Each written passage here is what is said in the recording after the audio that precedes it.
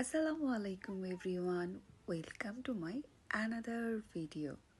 সব সময় তো শহরের পরিবেশ দেখেন, আজকে না হয় একটু গ্রামীণ পরিবেশ দেখলেন। আজকের ভিডিওটি আমার মনে হয় যদি পুরোটা দেখেন আপনাদের কাছে অনেক অনেক ভালো লাগবে, ট্রাস্ট মি। কারণ আজকে হচ্ছে একদম সরাসরি বাগান থেকে টমেটো ছিঁড়ে বাসায় নিয়ে আসবো। সো পুরো ভিডিওটি দেখতে থাকেন। ঘুম থেকে উঠেই আম্মু বলছিল যে তুমি তো বলছিলা যে বাগান থেকে টমেটো নিজ হাতে ছিঁড়বা, সো মাহবুব আরমানকে নিয়ে যাও, নিয়ে আসো। সরাসরি আমি তো আর একটু দেরি করে নাই, চলে আসছি বাগানে।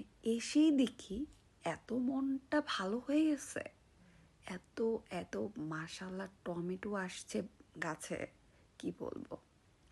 তারপর ওরা আমাকে অনেক হেল্প করছে। হেল্প বলতে কি, ওরাই সব করছে, আমি একটু একটু নিচ্ছিলাম ভিডিও আর দু একটা ছিঁড়ছিলাম। ওরা অনেক পারদর্শী এসবে। তারপরেই তো আমি বড় বড় টমেটোগুলো শুধু খুঁজে খুঁজে নিচ্ছিলাম আর পুরো বাগানটা ঘুরে ঘুরে দেখছিলাম যে কোথায় কোথায় বড় বড় পাকা পাকা টমেটো আছে। তারপরেই তো ওরা নিচ্ছে আর রাখতেছিল, একটা জায়গায় জড়ো করছিল। আর এই টমেটোগুলো না খেতে বেশ বেশ মজা হয়, একদম ফ্রেশ, কোনো কীটনাশক, কোনো বিষ, কোনো কিছু না, কোনো একদম ফ্রেশ বলতে গেলে, একদম কোনো ঝামেলা মুক্ত ফ্রেশ সবজি যাকে বলে। তারপর দেখি কাঁচামরিচ গাছেও অনেক কাঁচামরিচ আসছে।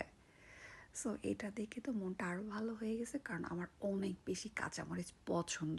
আমি ভাতের সাথে কাঁচামরিচ খাই, প্রায়ই খাই, 5-6টা খাওয়া কোনো আমার কাছে ব্যাপারই না। এত এত কাঁচামরিচ দেখে আমি কি বলবো, পুরো হ্যাপি হয়ে গেছি। তারপর কাঁচামরিচ নিতে নিতে ভাবছিলাম রোজা পর্যন্ত এটা থাকলে অনেক ভালো হবে, অনেক উপকারে আসবে, টাকাও বেঁচে যাবে। কিন্তু ততদিন থাকলেই হয়।